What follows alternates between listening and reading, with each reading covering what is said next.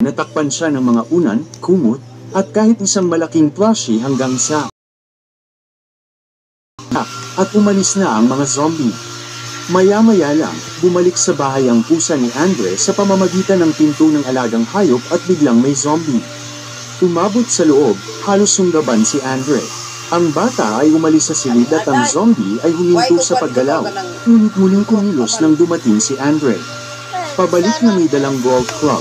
Hindi siya umatake, mas pinipiling magtago sa halip. Sa golf club, nagtago si Patricia sa garahe at sa wakas ay tumawag sa kanyang ama para humingi ng tulong.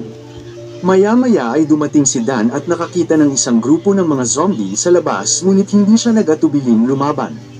Sila, mabilis na pinatay ang iilan gamit ang kutsilyo at pinatumba ang iba bago sumugod sa loob. Sa sandaling yun, lumalayo ang mga pulis sa tarangkahan ng tulay dahil dumating ang militar.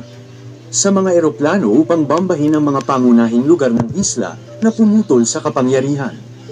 Kinaumagahan, sinubukan ng yaya ni Annie na dumaan sa tulay upang pumunta sa trabaho, ngunit nangyari na